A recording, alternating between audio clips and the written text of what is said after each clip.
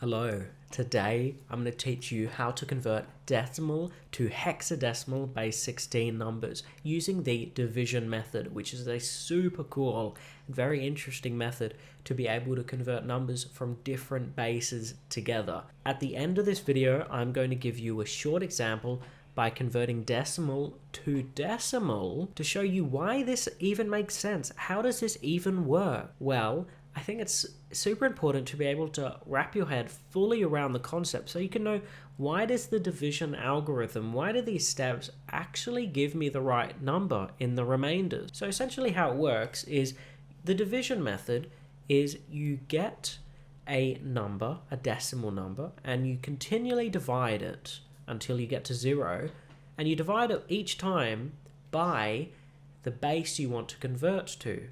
So the base we want to convert to is 16 to convert our number to hexadecimal. Why does the remainder we get turn into the hexadecimal number? Why is it the correct number? Well, I'll show you why at the end of the video, but let's do an example first. Before we get into the number, let's actually write down hexadecimal, just to remember. So hexadecimal numbers, in each column, in each place value, there are 16 different shapes that represent numbers. And so that means that we can't represent all of them in decimal, so we have to start using the alphabet. So 10 after 9 is 10, but after 9 in hexadecimal is A, and 11 is B, 12 is C, 13 is D, 14 is E, and 15 is F. How interesting is that? So you need to factor these in when we do it, but I help you out along the way. So convert decimal to hexadecimal using the division method. Let's choose a random number, 7,867. It sounded cool in my head, so let's do this. Divide that by 16. Let's get a calculator because I'm not going to be able to do that in my head. Okay, divide by 16. We get 491.6875. Now we have to do some more work on this number because in the division method for converting to binary, you don't have to think about it. If there is a fraction, it is equated to a 1. But here we need to get this, and we times this by 16. So get that number. So you've written down this and you've written down this. Get 0.6875 times it by 16. And our remainder is 11. Interesting. But what is that? Well, 11 is B. Okay, so we divided and we did all that, and the remainder is B. Cool. Interesting. Now, we have 491, so we have to continue dividing. So 491 divided by 16 is 30.6875 again. Interesting. Times that by 16, the remainder has to be 11, which is B again. That's interesting. Now 30. And remember, when we divide, we do not count this number because we've already written down it in the remainder here. So our division is just to give us more of these, but we're using the whole numbers, the integers, to get the decimal point. So it's 30 divided by 16, and that is 1.875. Okay. Now 0.875 times 16 is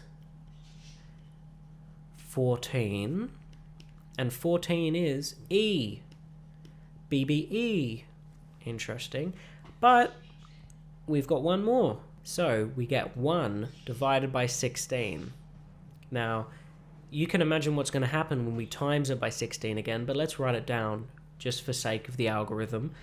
So the answer is 0.0625. Times that by 16, And we get, let's just do it on our calculator for fun. We get 1. Our remainder is 1, which is 1. Now, remember, the most significant bit is here, and the least significant bit is here. So most significant bit means the highest place value, essentially, and the lowest is the lowest place value. So we write it like that. The answer is 7,867 in base 10 is equal to 1 E B B in base 16. I don't want you to take my word for it, and I'm not going to take my word for it, especially when you do your own maths at home and you don't have someone to check you. So I want you to use a converter or a calculator. I've got one open on my computer. I'll include one in the description. But essentially what you want to do is convert decimal to hexadecimal, and I'll plug my number in, which is 7867. The answer is 1EBB. Just as the website says, so my logic is probably correct. I hope this helps you, but let's quickly talk about why it makes sense that this even works. How does it even result in the correct number? How did we get 1EBB from timesing this and doing that? What? Well, let's convert decimal to decimal. Let's choose the number we had, 7867. Now, if we were going to convert decimal to decimal, we'd have to follow our own rules and divide by the base, and the base of decimal is 10. So 7867, you know what happens when you divide by 10. What happens? Well, you divide by 10, you move the decimal point. So you move it over there.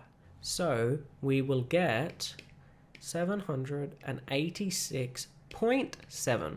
So our remainder from that is 7. Now I can see that my head is in the way, so let's move these numbers over a bit. Now, what happens next? Well, we have our remainder, so that means we eliminate the decimal because we don't want to use that in the next division. So our number now is 786, and the 7 is the remainder over here. We've stored that. So let's divide this by 10. Can you see a pattern emerging? I think you can.